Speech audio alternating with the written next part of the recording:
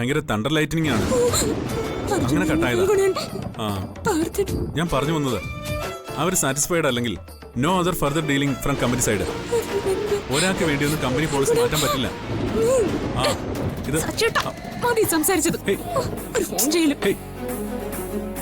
ഇത്രയും പഠിച്ച ആളായിട്ടും സജേൺ അറിയില്ലേ മിന്നലിന്റെ സമയത്ത് ഇലക്ട്രോണിക് സാധനങ്ങൾ ഉപയോഗിക്കാൻ പാടില്ലെന്ന്? വീട്ടിലാണെങ്കിൽ ഇപ്പൊ മെയിൻ സ്വിച്ച് ഓഫ് ആക്കി എല്ലാരും കൂടി കട്ടിലിന്റെ മോളിൽ കയറി ഇരിക്കുന്നുണ്ടാവും. അത്രയ്ക്ക് അപകടം ഇത്. കരിഞ്ഞു പോകുന്ന പറയുന്നേ. യാതൊരു ലോഹങ്ങളും ഇടാൻ പാടില്ല, സ്വർണ്ണോ വെള്ളിയോ ഒന്നും. എന്നിട്ടാണോ തന്റെ കയ്യിലും കഴുത്തിലൊക്കെ സ്വർണ്ണാഭരണങ്ങൾ കിടക്കുന്നേ? അതിന് മിന്നൽ വന്നത് ഇപ്പോഴല്ലേ?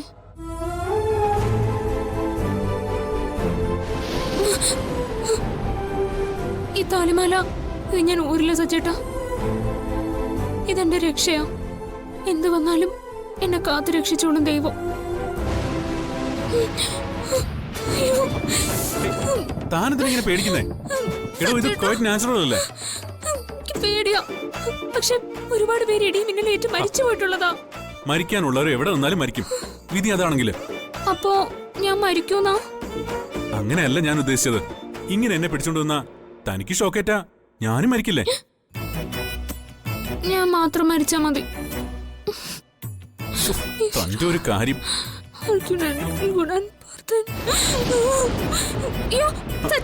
എന്താ കാണിക്കുന്നെ? ഇത്രയും നേരം ഞാൻ പറഞ്ഞ മനസ്സിലായില്ലേ? നിലത്ത് കിടന്നാലൊന്നും ശരിയാവില്ല, പ്രത്യേകിച്ചും ഈ ജനലിനോട് ചേർന്ന്. സച്ചേട്ടൻ ഇന്ന് കട്ടില് കിടന്നാ മതി. എന്നാ പൊതപ്പ് കിടക്ക്.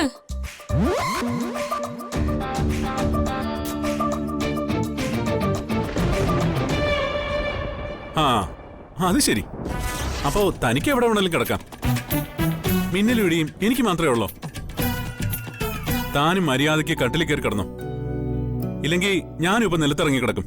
അയ്യോ അത് വേണ്ട, ഞാനിവിടെ കട്ടിലിനോട് ചേർന്ന് കിടന്നോളാം.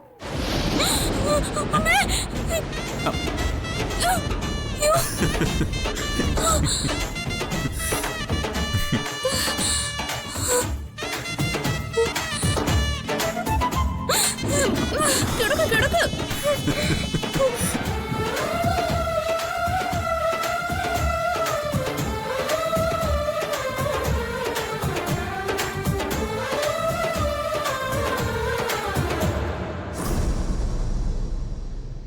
എനിക്ക് എന്തിന്റെ കുറവാ?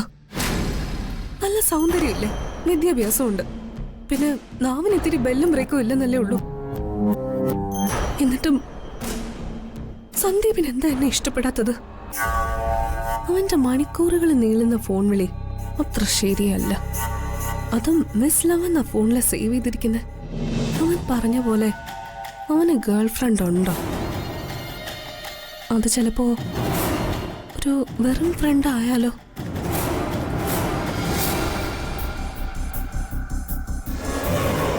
അല്ല, ഇത് വെറും ഫ്രണ്ട് അല്ല. ഇത്രയും നേരം ഫോണിലൂടെ സംസാരിക്കണമെങ്കിൽ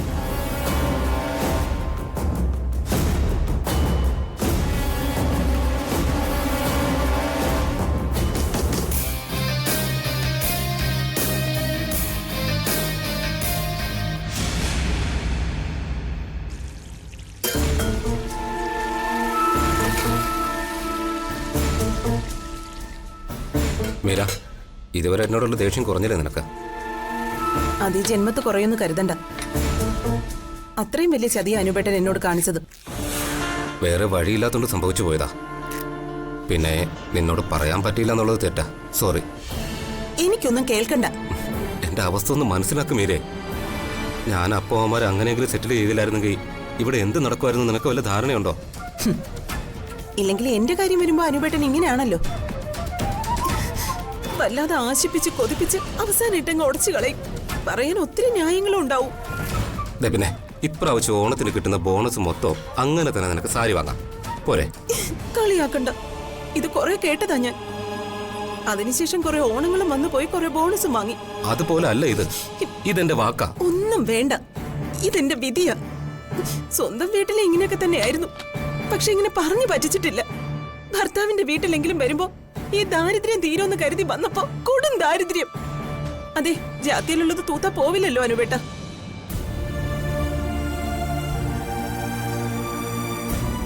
ഇതുവരെ അവളൊരു തുള്ളി വെള്ളം പോലും കുടിച്ചിട്ടില്ല. ഇങ്ങനെ അവൾ ഒരിക്കലും നടന്നിട്ടില്ല. എന്താണ് നിങ്ങൾ തമ്മിലുള്ള പ്രശ്നം? ഒന്നുമില്ല അമ്മേ. അവിടുന്ന് പുറത്തുപോയി എന്തൊക്കെയോ ആഗ്രഹിച്ച് വാങ്ങാനിരുന്നതാ. അതൊക്കെ പൊളിഞ്ഞതിന്റെ വിഷമോ. ഒന്നും ചെയ്യാൻ കഴിയില്ലെങ്കിൽ ആശയും പ്രതീക്ഷയും കൊടുക്കരുത്. അവളെ കുറ്റം പറയാൻ കഴിയില്ല. അവൾ ഇവിടെ കിടന്ന് നന്നായിട്ട് മനസ്സുരുകുന്നുണ്ട്. ഈ ചാടിക്കടി എടുത്തുചാട്ടമൊക്കെ വെറുതെയാ. അതിനും കാണത്തില്ലേ മനസ്സമാധാനത്തോടൊന്നും ജീവിക്കണമെന്ന്. ഹാ.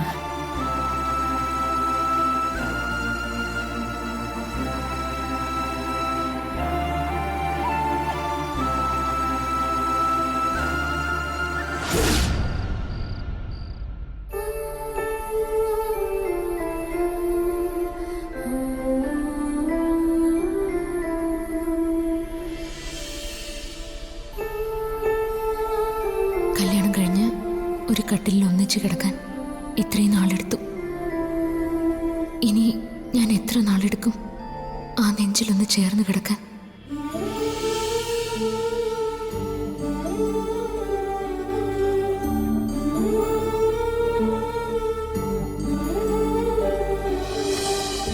നിന്നിലെ നല്ല സുഹൃത്തിനെയും കൂട്ടുകാരിയെയും ഒക്കെ ഞാൻ കാണുന്നുണ്ട്. പക്ഷേ നിന്നിലെ ഭാര്യയെ മാത്രം കാണാൻ എനിക്ക് കഴിയുന്നില്ല.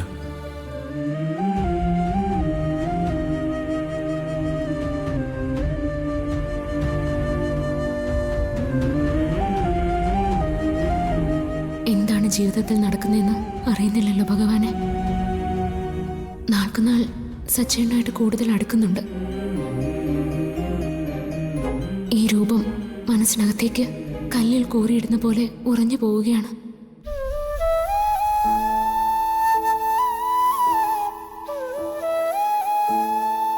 ഒത്തിരി അടുത്തു കഴിഞ്ഞാൽ ഞാൻ എങ്ങനെ സച്ചേട്ടനെ വിട്ടു പോവും? എനിക്കത് ആലോചിക്കാനേ പറ്റുന്നില്ലല്ലോ ഭഗവതി. സച്ചേട്ടനെ വിട്ടു പോവാതിരിക്കാൻ ഞാൻ എന്താ ചെയ്യേണ്ടത്? ഒരു വഴി എനിക്ക് കാണിച്ചു തരണേ എന്റെ ദേവി.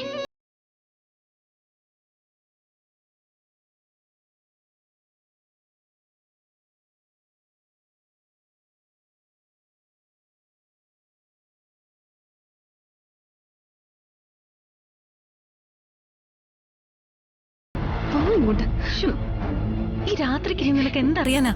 രാവിലെ സംസാരിക്കാം. ചേച്ചി അത് പറ്റില്ല. എനിക്കിപ്പോ സംസാരിച്ചേ പറ്റൂ. ശരി, എന്താന്ന് വെച്ചാ പറയേ. സന്ദീപ് എപ്പ നോക്കിയാലും ഫോണിൽ തന്നെയാ.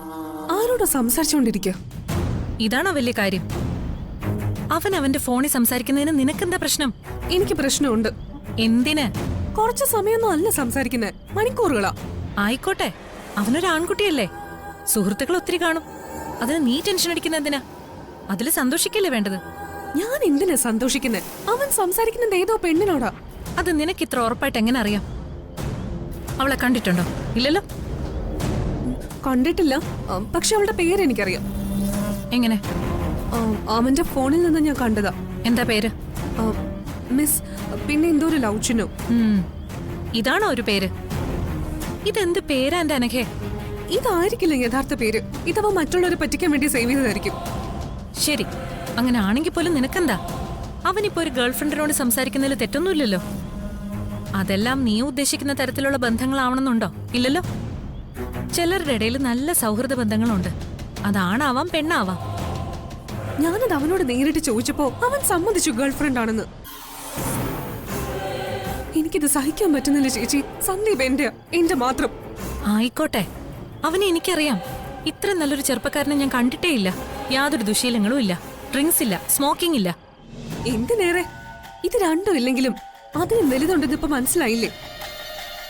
നീ ഈ പറയുന്ന പോലൊന്നും ആയിരിക്കില്ല. സന്ദീപ് അവന്റെ നില വിട്ട് ഒരു കാര്യത്തിനും പോവില്ല. അവൻ കാണുന്ന പോലെയൊന്നും അല്ല ചേച്ചി. ഈ ജാടയും ദേഷ്യമൊക്കെ എന്നോടേ ഉള്ളൂ. ഫോണിലൂടെ തേൻ ഒഴുകുന്ന പോലെ സംസാരം. അതൊക്കെ നീ തന്നെ മാറ്റിയെടുക്കണം. പിന്നെ നീ ഈ ഇടയ്ക്കിടയ്ക്ക് അവന്റെ മുറിയിൽ ചെന്ന് അവനെ ടോർച്ചർ ചെയ്യരുത്. എന്നാ പിന്നെ കൂടുതൽ സൗകര്യമായല്ലോ. ചേച്ചി പറയുന്ന പോലെയൊന്നും അല്ല. എടി, ഓഫീസിലൊക്കെ ഒരുപാട് ലേഡി സ്റ്റാഫ് ഉണ്ട്. സൈറ്റിലൊക്കെ പോകുമ്പോ അവിടെയും ലേഡീസ് ഉണ്ടല്ലോ. അവരോടൊന്നും മര്യാദയ്ക്ക് അവൻ മിണ്ടുന്നത് പോലും ഞാൻ കണ്ടിട്ടില്ല. ഇനി അവരിൽ ആരെങ്കിലും ആണോ ഈ മിസ് ലവ്? നിന്നോട് ഞാൻ എന്തു പറയാനാ? സന്ദീപ് നീയല്ലാതെ മറ്റൊരു പെണ്ണിനോട് സ്നേഹം കാണിച്ചു തുടങ്ങിയെങ്കിൽ അത് നിന്റെ കഴിവുകേടാണെന്നേ ഞാൻ പറയൂ. നിന്റെ വഴിക്ക് അവനെ കൊണ്ടുവരേണ്ടത് നിന്റെ മിടുക്ക. ഇനി ഈ കാര്യത്തിൽ ഉപദേശം തേടി എന്റെ പുറകെ നീ വരണ്ട.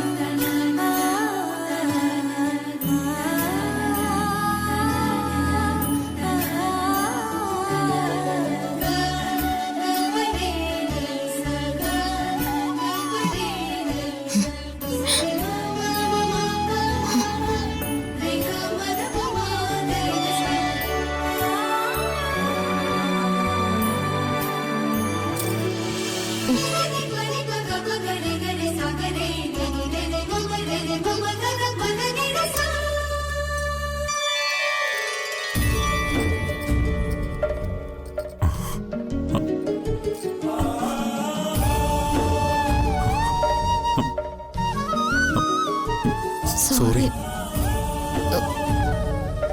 ഞാന് മാല അതോ സോറി, ഞാൻ ഉറങ്ങിപ്പോയി, അറിഞ്ഞില്ല. ഇത് എങ്ങനെ? ഞാനും അറിഞ്ഞില്ല. വലിക്കണ്ട, പൊട്ടും. ഞാനൊന്ന് ട്രൈ ചെയ്യട്ടെ.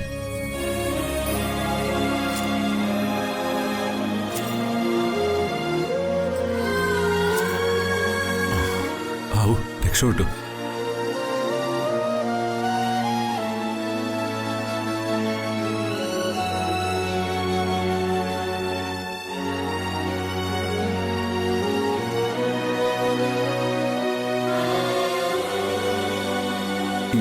ഇന്നലെ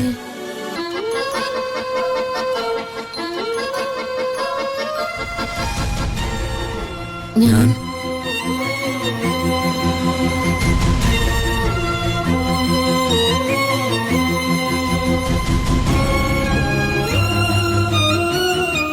അറിയാതെ പറ്റിപ്പോയതാ അല്ലേ?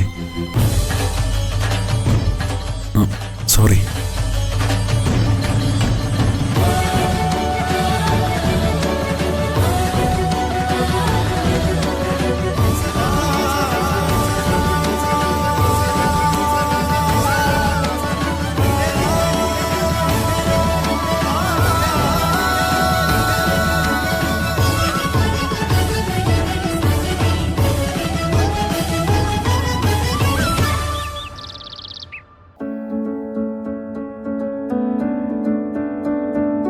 മീരെ, അവിടെ എന്തെങ്കിലും കഴിച്ചിട്ടാണ് പോയതാ അതോ പിണങ്ങിയോ?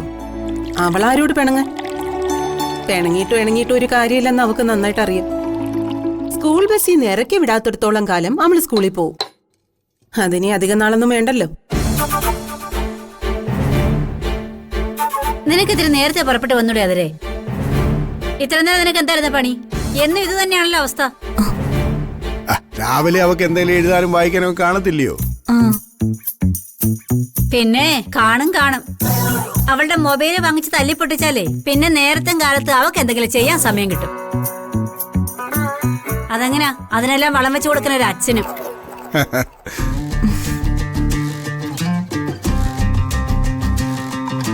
അനുപേട്ട, സെം ഫീസ് അടയ്ക്കാൻ സമയമായി. പരീക്ഷാ ഫീസും പ്രോജക്റ്റും ഒക്കെ ആയി നല്ലൊരു തുക വേണം.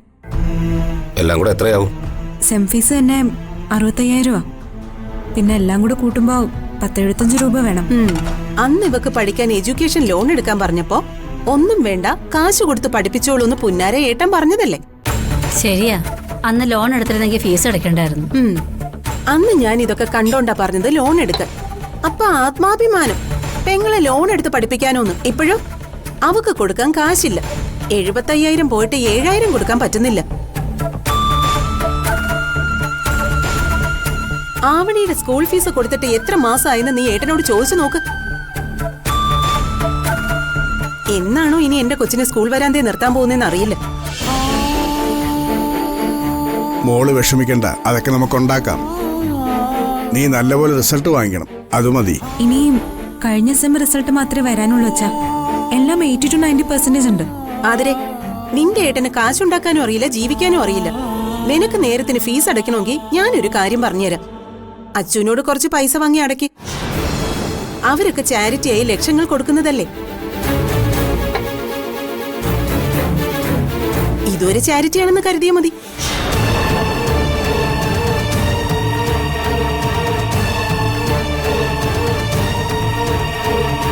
നീ ഇത്രയും മോശമായിട്ട് സംസാരിക്കുന്നു ഞാൻ കരുതിയില്ല. അവന്റെ കാൽ കീഴിൽ പോയി പിച്ച വാങ്ങി എന്റെ അനുജത്തെ പഠിപ്പിക്കേണ്ട ഗതികേട് ഇപ്പൊ എനിക്കില്ല. അങ്ങനെ വരുവാണെങ്കിൽ അപ്പൊ ഉപദേശിച്ചാ മതി.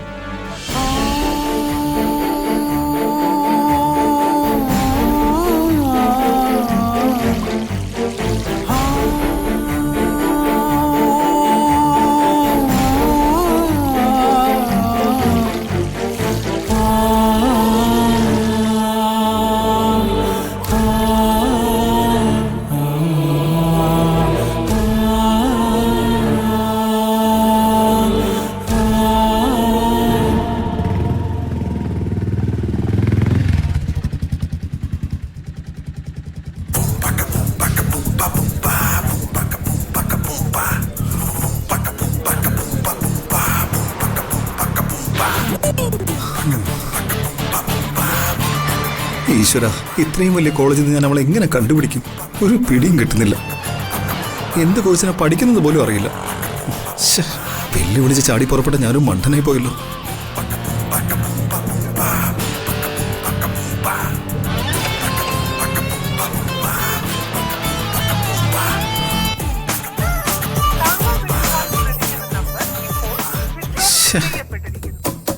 അതും ചീറ്റിപ്പോയി.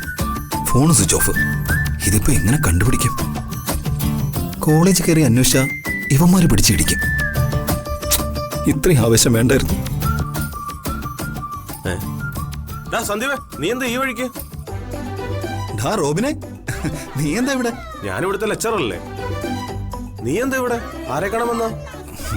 അല്ല, എന്റെ ഒരു ഫ്രണ്ട് ഇവിടെ പഠിക്കുന്നുണ്ടേ. അവളെ ഒന്ന് കാണാൻ വന്നതാ. വെറും ഫ്രണ്ടാണോ അതോ? നീ പണ്ട് പെൺകുട്ടികളുടെ മുഖത്തൊരു നോക്കില്ലായിരുന്നല്ലോ, ഇപ്പൊ എന്ത് പറ്റി? മനസ്സൊക്കെ മാറിയോ? ഹേയ്, അങ്ങനെയൊന്നും ഇല്ലടാ. ഇപ്പോഴും ആ പഴയ സന്ദീപ് തന്നെ. ഒന്ന് വിളിച്ചു നോക്ക്. നീ കോളേജിന്റെ അകത്തേറി കാണാൻ നിൽക്കണ്ട. മാനേജ്മെന്റ് ഭയങ്കര സ്ട്രിക്റ്റാ. അവളുടെ പേരെന്താടാ? ഏത് കോഴ്സാ? ഡിഗ്രിയോ PGയോ? ഓ, അത് ശരി. അപ്പൊ ഇതൊന്നും അറിയാതെയാണ് നീ ആളെ കാണാൻ വന്നത്. കൊള്ളാടാ. അപ്പൊ നീ ഇവിടെ മഷിയിട്ട് നോക്കി ആളെ കണ്ടുപിടിക്കും. എനിക്ക് ക്ലാസ് തുടങ്ങാറേ. അപ്പൊ കഴിഞ്ഞിട്ട് ഞാൻ വിളിക്കാം. എന്നാ നിന്റെ പരിപാടി നടക്കട്ടെ. ഓക്കെടാ, ശരി എന്നാ.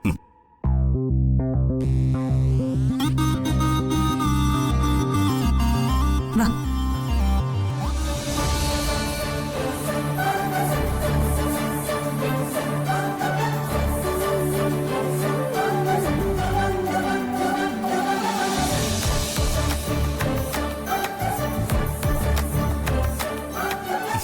ഹായ്. ഹായ്. ഇതാണോ നീ പറഞ്ഞ പെൺകുട്ടി? ഏയ് അല്ല, ഞാനതിന് പെൺകുട്ടിയെ കാണാൻ വന്നല്ലോ. എന്റെ ഒരു ഫ്രണ്ടിനെ കാണാൻ വന്നല്ലേ. നീയല്ലേ പറഞ്ഞ പെൺകുട്ടിയാണെന്നും പേരും കോഴ്സൊന്നും അറിയത്തില്ല എന്നൊക്കെ. എന്നിട്ടിപ്പോ നീ മാറ്റി പറയുന്ന? നിനക്കെന്തോ കുഴപ്പമുണ്ട്. പഴയ പോലെ ഒന്നും അല്ല നീ. അപ്പോ ഇടയ്ക്കിടെ ഇവിടെ വന്ന് കറക്കം ഉണ്ടല്ലേ? അല്ല, അത് പിന്നെ ഞാൻ ഈ കോളേജിൽ ഒരു കൺസ്ട്രക്ഷൻ വർക്ക് എസ്റ്റിമേറ്റ് എടുക്കാനാണ് സത്യത്തിൽ വന്നത്. അവന് ഞാൻ ഒന്നിച്ചു പഠിച്ചതാ. അവന് ഞാൻ ചുമ്മാ ഒന്ന് പറഞ്ഞിളക്കിയതാ, കൂട്ടുകാരിയെ കാണാനുണ്ടെന്ന് പറഞ്ഞ്. മനസ്സിലായി. എന്നാ ഞാൻ പോട്ടെ. വടി.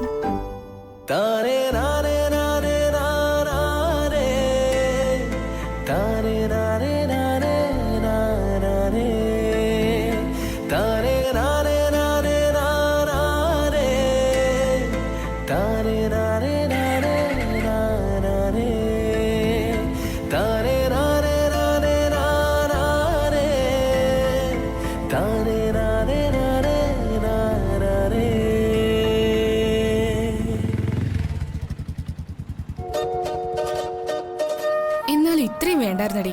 ആ പാവം നിന്നെ അന്വേഷിച്ച് വന്നതല്ലേ. ആ, അധികം വൈകാതെ നീ അവന്റെ കെണിയിൽ ചെന്ന് വീഴും. എന്നെ പറ്റി ഒന്നും അറിയാത്ത അവൻ എങ്ങനെ എന്നെ കണ്ടുപിടിക്കുന്ന നീ പറയുന്നത്? പക്ഷേ എന്നെ കണ്ടുപിടിക്കാൻ ഇറങ്ങി തിരിച്ചിട്ടുണ്ട്. ഇത് നീ കരുതുന്നിടത്ത് നിൽക്കില്ല ആതിരെ. അങ്ങനെയൊന്നും ഇല്ലടി, നീ ഒന്ന് ചുമ്മാതിരുന്നേ.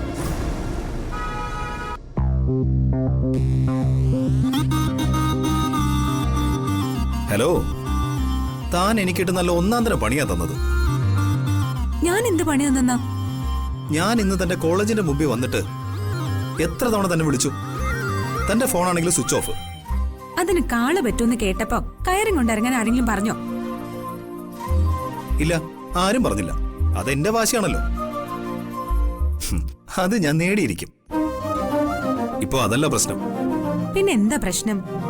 അവിടെ ആരെ കാണരുതെന്ന് പ്രതീക്ഷിച്ചോ അവളുടെ മുന്നിൽ തന്നെ ചെന്ന് ചാടി. ആഹാ, അതാരാ അങ്ങനെ ഒരുത്തി? ഓ, എന്റെ ഏട്ടത്തിയുടെ ഒരു അനിയത്തിയില്ലേ, അവൾ ഈ കോളേജിലാണ് പഠിക്കുന്നത് എനിക്ക് അറിയില്ലായിരുന്നു. പണ്ടാരടക്കം നേരെ ചെന്ന് അവളുടെ മുന്നിൽ തന്നെ ചാടി.